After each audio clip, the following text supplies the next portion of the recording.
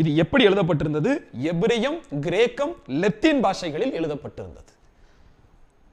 அங்கு தமிழில் எழுதப்படல, அங்கு ஆங்கிலத்தில் எழுதப்படல. சிலுவையில் எழுதப்பட்ட மொழிகள் 3, ஒன்று எபிரேயம், ஒன்று கிரேக்கம், ஒன்று லத்தீன். 3 மொழிகளில் எழுதப்பட்டிருக்கிறது. அப்படியானால் இயேசு என்று சொல்லி தமிழ்நாட்டில் அறியப்படக்கூடிய யாசுவா 3 மொழி பேசினாரா? இந்த 3 மொழியில் சிலுவையில் எழுதப்படுவதற்கான காரணம் என்ன? அங்கு இருக்கக்கூடிய ஜனங்கள் அப்ப 3 மொழி அறிந்தவர்களாக இருந்தார்களா? இப்படி பல கேள்விகள் வரும்.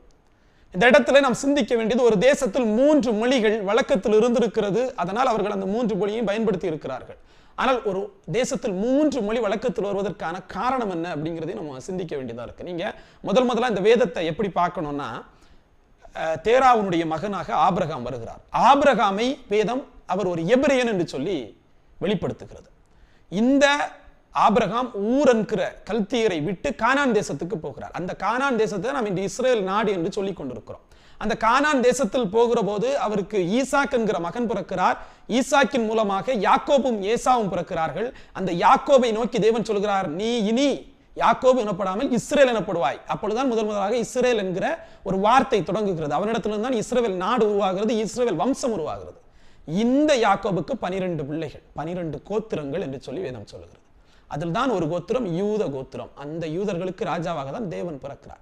இப்ப இந்த 12 கோத்திரங்களும் கானான் தேசத்தில் இருக்கிறது. இங்கு பஞ்சம் ஏற்பட்டபடியினால் எகிப்துக்கு போகிறார்கள். அங்கு அடிமைகளாக்கப்படுகிறார்கள். 400 வருஷங்கள் அடிமைகளாக இருக்கக்கூடிய அந்த ஜனங்களை மீட்பதற்காக மோசேயை தேவன் தெரிந்து கொள்கிறார். மோசேயை எபிரேயன் என்று சொல்லி வேதம் சொல்லுகிறது.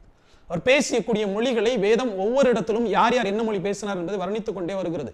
மோசே எபிரேயன், அவரிடத்தில் சொல்லுகிறார், எபிரேயர்களின் தேவனாகிய நான் உன்னை அனுப்பினேன் என்று போய் சொல்லு என்று சொல்லுகிறார். அப்படியே மோசே போய் அங்கு சொல்லுகிறார். அவர்களை அடிமைத்தனத்திலிருந்து மீட்டெடுக்கிறார். 40 வருஷங்கள் வனாந்திரத்திலே கடந்து வருகிறார்கள். யோசுவாவுடைய தலைமையிலே மறுபடியும் கானான் தேசத்துக்குள் பிரவேசிக்கிறார்கள். மறுபடியும் இஸ்ரேலுக்குள் வந்து விட்டார்கள். இஸ்ரேலுக்குள் வந்த இந்த ஜனங்களை நியாயாதிபதிகள் முதலாக அரசாளுகிறார்கள். அவருடைய காலத்துக்கு பிற்பாடு முதலாக ராஜாவாக சவுல் வருகிறார். சவுலுடைய காலம் முடிந்த உடனே தாவீது வருகிறார். தாவீதுடைய காலம் முடிந்த உடனே சாலமோன் வருகிறார். மிகப்பெரிய ஞானியாக கருதப்பட்டவர். இறைவனுக்கு கோயில் கட்டிய, அதாவது ஆலயம் கட்டிய முதல் மனிதர். ஜெருசலேம் என்கிற அந்த ஆலயம் கட்டப்படுகிறது. இவர் இறுதி நாட்களிலே தேவனுடைய சமூகத்தை விட்டு தன்னுடைய மனைவியினுடைய மார்க்கத்தை தழுவி நடக்கிற போது தேவன் கோபம் கொள்கிறார். அந்த இஸ்ரேல் நாட்டின் மீது போர் வருகிறது. இஸ்ரேல் நாடு 2ஆக பிரிகிறது.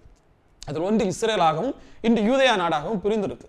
இப்படி பிரிக்கப்பட்ட இந்த நாட்டின் மீது முதலாக கிமு 722 இஸ்ரேல் நாட்டை ஆசிரியர்கள் ஆட்கொண்டனர். அங்க இருக்கக்கூடிய ஜனங்களை சீரழித்தனர், சிதறடித்தனர்.